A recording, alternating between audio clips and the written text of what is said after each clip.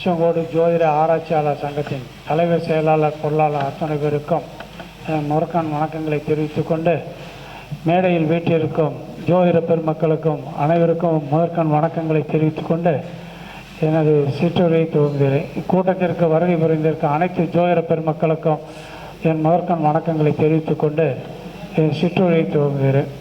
அவையறிந்து ஆராய்ந்து சொல்லுக சொல்லி தொகையறிந்து தூய்மையவர். இந்த குரலுக்கேற்ப என்னது சிற்றுரை தான். நான் போன மீட்டிங்லேயும் பேசினேன். போன 25/8 வேலூர் பரணி பாரதியா மீட்டிங்கில் பேசுனதை பார்த்து நிறைய பேர் ஃபோன் பண்ணாங்க. அதை பற்றியும் பேசினேன். இப்போ ஒரு 15 நாளைக்கு முன்னே ஒரு ஜாதகம் பார்த்தேன். அவங்க எவ்வளோ தூரம் கேட்டாங்க. எங்களை கேட்குறதெல்லாம் ஒரே ஒரு கேள்வி தான், ஆயில் மட்டும் எப்படி இருக்கும் அப்படின்னாங்க. அவர் மேச லக்கணம், லக்கணத்துக்கு 2ஆம் வீட்லேயே குரு இருக்கார், சந்திரன் இருக்கார், ராகு இருக்குது, 3ல் 4ல் சுக்கரன் இருக்கார், 5 6 8ல் கேது, 8ல் கேது இருக்காங்க,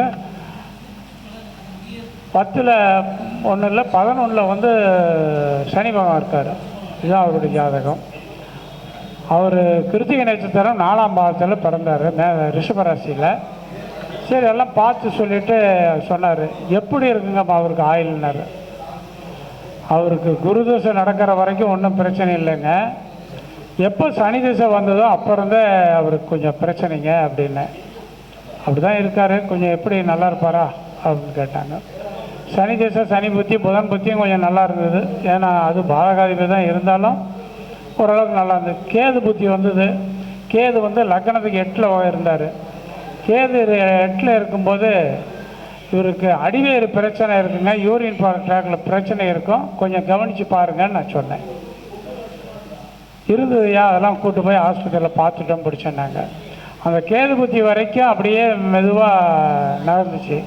அடுத்து சுக்கரம் புத்தி வந்தது. சுக்கரம் புத்தி வந்தோன்னா படுக்க வந்துருச்சு. எப்படியா இருக்குன்னாங்க. அப்போ தான் சனி திசை, 10ஆம் வீட்டுக்கு அதிபதியும் அவர் தான், 11ஆம் வீட்டுக்கு அதிபதியும் அவர் தான். இவருக்கு அரசு வேலை கிடைச்சிருக்கலான்னு கேட்டேன். ஆமாங்கய்யா, அரசு வேலை தான், இருந்து ரிட்டையர்ட் ஆகிட்டார், இப்போ பென்ஷன் வாங்குறாருங்க, அது நல்லா இருக்கார். இவருக்கு இப்போ எப்படி ஆயில், அவர் திருச்சிக்காரருக்கு ஆயில் கணி சொன்னீங்களா, அது மாதிரி சொல்லுங்கள் அப்படின்னா. திசாபத்தியெல்லாம் பார்த்தா 11ஆம் வீட்டில் சனி பகவான் இருக்கார். அது மேச லக்னத்துக்கு 11ஆம் வீடு பாதகாதிபதி. பாதகாதிபதியினுடைய திசை நடக்குது. கேது திசை நடக்கிற வரைக்கும் அவருக்கு ஆஸ்பத்திரி செலவு வந்திருக்கும். இப்போ சுக்கரனுடைய புத்தி நடக்குது. பாதகாதிபதியினுடைய திசை மாரகாதி 2/7 சுக்கரனுடைய புத்தி நடக்குது. அவருக்கு கிரிட்டிக்கலாக தாங்க இருக்குது. கொஞ்சம் ஆஸ்பத்திரி செலவு செய்ய வேண்டியது இருக்கும், பார்த்து செய்யுங்க. அவர் சொன்னதுக்கு சரிங்க பார்க்குறேங்க, எப்படிங்க ஆயில் அப்படி. இப்போ அது கிரிட்டிக்கலாக இருக்குது. நான் கடைசி வரைக்கும் ஆயிலை பற்றி அவருக்கு சொல்லவே இல்லை. கிரிட்டிக்கலாக இருக்குது, கொஞ்சம் பார்த்து செய்யுங்க அப்படின்னு தான் சொன்னேன். அது நீங்கள் ஏற்கனவே ஹாஸ்பிட்டல் போய் இந்த கேது திசை, கேது புத்தியில், சனி திசையில் கேது புத்தியில் நீங்கள் ஆஸ்பத்திரி செலவு தண்டம் கட்டியிருந்தீங்கன்னா இப்போ கண்டத்தில் தப்பிச்சிருக்கலாம். வாய் தவிர அப்பயே வந்துருச்சு. இப்போ கொஞ்சம் சிரமங்க. ஏன்னா மேச லக்னமே 2/7 தான் மாரகாதிபதி. அங்கே திசையோ பாதகாதிபதியினுடைய திசை 11ஆம், மேச லக்னம் 11ஆம் வீடு பாதகாதிபதி. பாதகாதிபதி தன் வீட்லேயே ஆட்சி பலம் பெறாரு. சொன்னதுக்கு அதே மாதிரி தான், ரொம்ப கிரிட்டிக்கலாக தாங்க இருக்குது. ஆஸ்பத்திரியில் டாக்டருங்களும் உறுதி சொல்ல மாட்டேங்கிறாங்க அப்படின்னாங்க. அப்படி தான் இருக்குங்கன்னு சொல்லிட்டு வச்சுட்டேன். நீங்கள் போய் சனி பகவானுக்கு ஒரு 8 விளக்கு போடுங்க. விநாயகனுக்கு 2 விளக்கு, சனி பகவானுக்கு 8 விளக்கு. முடிஞ்சால் அவர் சனி பகவான் தான் காப்பாற்றணும், ஆயுள்காரகன் அவர் தான் காப்பாற்றணும் அப்படின்னு சொல்லிட்டேன். ரொம்ப கிரிட்டிக்கலாக இருக்குங்க, அதான் உங்கள்கிட்ட கேட்டேன் நான். அதுதான் நம்ம ஜோதிடர்களுக்கு எனக்கு தெரிஞ்ச ஒரு இது சொல்கிறேன். லக்னத்துக்கு 4ஆம் இடத்துலையோ, சந்திரனுக்கு 4ஆம் இடத்துலையோ, கேந்திரத்தில் நல்ல பஞ்சமகா புருஷர்கள் 5 பேர். சூரியன் சந்திரனை விட்டுட்டா, ராகுதை விட்டால் செவ்வாய், புதன், குரு, சுக்கரன், சனி பகவான். இந்த பஞ்சமகா புருஷர்கள் அந்த 5 பேரும் கேந்திரத்தில் இருந்தால் அவங்க முற்காலம் கொஞ்சம் கஷ்டமாக இருந்தாலும் பிற்காலம் அருமையாக இருக்கும். வாழ்க்கை அவங்களுக்கு சிறப்பாக இருக்கும். அதே மாதிரி தான் பஞ்சமகா புருஷர்கள் இருக்கிறவங்க யாரும் வீண் போகலை. அதே மாதிரி லக்னமும் ஆண் ராசியாக இருந்து ராசியும் ஆண் ராசியாக இருந்ததுன்னா இவங்க சரித்திரம் படைப்பார்கள்னு சொல்லலாம், கண்டிப்பாக எழுதி கொடுக்கலாம். அப்படி இருக்கிற ஒரு 2 ஜாதகத்தை சொல்கிறேன் பாருங்கள். அந்த பஞ்சமகா புருஷர்களுடைய ஜாதகத்தையும் சொல்கிறேன் பாருங்கள். முன்னாள் முதல்வர் டாக்டர் ஜெயலலிதா அம்மாவனுடைய ஜாதகம் மிதுன லக்னம். மிதுன லக்னம் 2ஆம் வீட்டில் சனி பகவான் இருக்கார். 3ல் அந்த அம்மா மக நட்சத்திரம் சிம்மராசி, 3ஆம் வீட்லேயே கேது இருக்காங்க. 4ல் 1ல் 5ல் வந்து அந்த அம்மா கேது. 3ல் கேது இல்லை, 3ல் செவ்வாய், 3ல் சந்திரன், 4ல் 1ல் 5ல் கேது.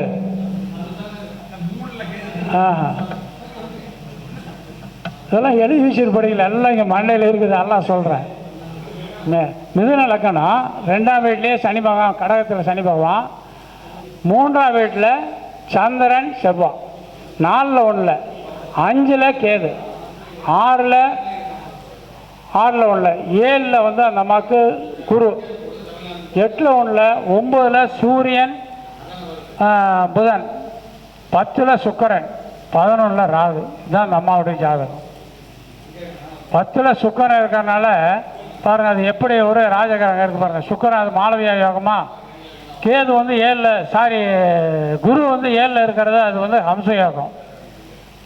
சந்திரன் கூட செவ்வாய் இருக்கிறது அது ருஷ யோகம். சந்திரன் ரக்ன கேந்திரம் இல்லையா, அது ருஷ யோகம். அந்த அம்மாவனுடைய இது பாருங்கள், 10ஆம் வீட்டுக்கு அதிபதியான குரு தன் வீட்டிலே ஆட்சி பலம் பெற்று உட்காந்துருக்காரு. அதுக்கு ஒரு பாடல் தான் சொன்னேன். 10க்கு அதிபன் ஆட்சி உச்சம் பரிவாசிபுரம் கேந்திரமாய் வித்தைக்குரிய தானமுடன் விளங்கும் உடைய தலைமகனை புத்தர் கரி கவிமாலும் புகுந்து காணும் தனமானம். அவங்க நம்ம மிக தனமானா படித்தாங்களா இல்லையான்னு உங்களுக்கே தெரியும். அதேமாதிரி சுக்கிரன் 10ல் இருக்கிறனால,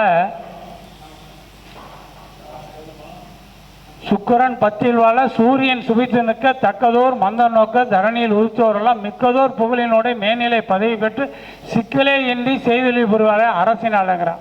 10ல் சுக்கிரன் ஜாதகத்தை பார்த்தா அவங்க அரசாங்கத்தில் நம்ம அரசாங்கத்தை எடுத்து நடத்துனாங்க. எப்படி இருக்குதுன்னு பார்த்தா புலிப்பாணி பாடெல்லாம் அந்த அம்மா ஜோடி ஜாதகத்துக்கு அப்படியே பொருந்து வருது. லக்னது 7ஆம் வீட்டில் குரு மாலை இது வந்துடுதா, அதேமாதிரி 10ல் சுக்கிரன் வந்துடுறாரா, லக்ன கேந்திரத்துக்கு இங்கே செவ்வாயும் வந்துடுதா. சந்திரனுக்கு 7ல் பாருங்கள் புதன் 10 யோகம். புதனும் சந்திரனும் நேருக்கு நேர் பார்வை. அன்புடன் மதிமால் கூடி அவனியில் உதித்த பாலன் இன்புறு வார்த்தை செயலன் எழுதன மக்கள் பெண்டி தம்பதி எதிர்கூடி சர்க்குண யோகியாகி தென்புட கீர்த்தியோக சீர்புகழோடு வாழ்வான். பேரோடும் புகழோடும் சொத்தோடும் சுகத்தோடும் வாழ்வான். இந்த புதனும் சந்திரனும் சேர்ந்து இருக்கிறது அவ்வளோ பெரிய யோகம். 8 மொழி பேசக்கூடிய ஒரே முதலமைச்சர் நம்ம ஜெயலலிதா அம்மா தான். அப்படி அந்த அம்மா கல்வியில் மிகப்பெரிய வர்றதுக்கு இதெல்லாம் ஒரு காரணம். அதே போல் தான் நம்ம வரக்கூடிய கஸ்டமருக்கு ஜாதகங்கள் அப்படி இருந்ததுன்னு நம்ம தைரியமாக சொல்லலாம். ஒரு பொண்ணு ஈரோட்லேருந்து கேட்டாங்க, பொண்ணை படிக்க வைக்கணுங்க ஐயா, என்ன படிக்க வைக்கணும்? இந்த பொண்ணு ஐஏஎஸ்ஸே படிக்க வைமா, படிக்க வச்சா பாஸ் பண்ணிட்டு வந்துடும். அதே இந்த சந்திரனும் புதனும் நேருக்கு நேர் பார்வை வச்சு தான் சொன்னேன். ஐஏஎஸ் படிக்க வைக்கதாயா உங்கள்கிட்ட கேட்குறேன், படிக்க வைமா, பாஸ் பண்ணிட்டு வந்துடும். அம்மா நீ பள்ளிக்கூடம் சேர்த்துனது இது வரைக்கும் பொண்ணு ஒரு வயசுல கூட ஒரு வகுப்பில் கூட ஃபெயில் ஆகலைண்ணா. ஆமாங்க, ஒரு வகுப்பு. அப்புறம் ஏன் கேட்குறீங்க? ஐஏஎஸ்ஸாக படிக்க வைங்க, பாஸ் பண்ணிடுறோம். பாஸ் பண்ணிவிட்டு உங்களை அரைப்போம் 3000 போடுறேன், அப்புறம் பார்த்துக்கலாம், நீ முதல்ல படிக்க வைமா. பொண்ணு பாஸ் பண்ணிடுச்சான், வேலை வரலையாம். அந்த அம்மா கூப்பிட்டு சொல்கிறாங்க, வேலை வரலைங்கய்யா, பாஸ் பண்ணிடுச்சு, வேலை வரல. வேலையெல்லாம் சீனியாரிட்டி பிரகாரம் வரும்ட்டேன். அதே மாதிரி தான் நம்ம புரட்சியாளர் டாக்டர் எம்ஜிஆர் அவர்கள் வந்து பாருங்கள், கும்பலக்கணம் 2ஆம் வீட்டில் 1ல் 3ல் குரு, 4ல் 1ல் 5ல் கேது, 6ல் சனி பகவான், 7ல் 1ல் 8ல் 1ல் 9ல் சந்திரன் சுவாதினீஸ்வரர். அவர் 10ல் 1ல் 11ல் சுக்கிரன் ராகு, 12ல் சூரியன் செவ்வாய் புதன். இதுதான் அவருடைய ஜாதகம். லக்னத்து கேந்திரத்தில் ஒரு கிரகம் கூட கிடையாது. 4 வீடும் காலியாக இருக்கு பாருங்க. ரிஷமும் காலியாக இருக்குது, சிம்மமும் காலியாக இருக்குது, இங்கே ரிஷமும் இதாக இருக்குது, எதுவுமே கிரகம் இல்லை. ஆனால் சந்திரனுக்கு பாருங்கள் 4ஆம் வீட்டில் சந்திரனுக்கு 7லேயே குரு இருப்பார். சந்திரனுக்கு 7லேயே குரு, சந்திரனுக்கு 10ல் சனி பகவான் இருக்கார். கடகத்தில் சசயோகம், 7ல் இருக்க குரு வந்து அம்சயோகம், சுக்கிரன் வந்து 11ல் இருக்கார், சுக்கிரனும் ராகும். 12ஆம் வீட்டில் சந்திரனுக்கு 4ஆம் வீட்டில் பாருங்கள் செவ்வாய் புதன். செவ்வாய்க்கு ருஷகயோகம், புதனுக்கு பத்திரயோகம். பிற்காலம் அவர் எப்படி இருந்தார்? அவரும் லக்னமும் ஆண் ராசி, ராசியும் ஆண் ராசி. அவர் சரித்திரம் படைத்தாரா இல்லையான்னு நீங்களே கணிச்சிங்க. லக்னமும் ஆண் ராசியாக இருந்து ராசி ஆண் ராசியாக இருந்தால் இவர் பிற்கால வாழ்க்கையில் சரித்திரம் படைப்பார்கள் நம்ம சொல்லலாம். அதே மாதிரி தான் வரக்கூடிய ஜாதகத்தை நான் நிறைய பார்த்து சொல்லியிருக்கேன். இந்த பையன் ஆரம்ப காலத்தில் கஷ்டமாக இருக்கான், பிற்காலம் அருமையாக இருக்கும். ஜெயலலிதாவும் பாருங்கள் லக்னமும் ஆண் ராசி, ராசியும் ஆண் ராசி. சரித்திரம் படைத்தார்களா இல்லையான்னு நீங்களே உங்களுக்கே தெரியும், நீங்களே பார்த்துங்க. இதே மாதிரி தான் டாக்டர் அப்துல் கலாம் ஐயானுடைய ஜாதகம் சொல்கிறேன் பாருங்கள். கடக லக்னம், லக்னத்திலே குரு, 2ஆம் வீட்டில் 1, 3ல் சூரியன் செவ்வாய் புதன், 4ல் சுக்கிரன் செவ்வாய். அந்த அவருக்கு லக்னத்திலே குரு இருக்கிறது அம்சயோகம், லக்னத்துக்கு 4ஆம் வீட்டில் சுக்கிரன் இருக்கிறது மாளவிய யோகம், புதன் செவ்வாய் இருக்கிறது அது ரிஷக யோகம். இந்த பஞ்சமகா புருஷ யோகம் எத்தனை இருக்குன்னு பார்த்தாலே அவங்களுடைய சீர சிறப்பாக எப்படி வருவாங்கன்னு சொல்லலாம். அவரெல்லாம் எப்படி ஆராய்ச்சி படிப்புக்காக போனார். 12ஆம் வீட்டுக்கு அதிபதியும் 3ஆம் வீட்டுக்கு அதிபதியும் புதன் தானே. புதன் ஆட்சி பலம் மட்டும் இல்லை, எண்ணிய லக்னத்துக்கு ஈராறு குடைக்குள்ள நன்னியை ஆட்சி விட்டா நட்புறம் இருக்க வரை வன்னிய வழிக்கு 12இல் பலத்தோன் சேர மண்ணில் வேறனாய் மன்னனுக்கு சமானமாய் பலனார்.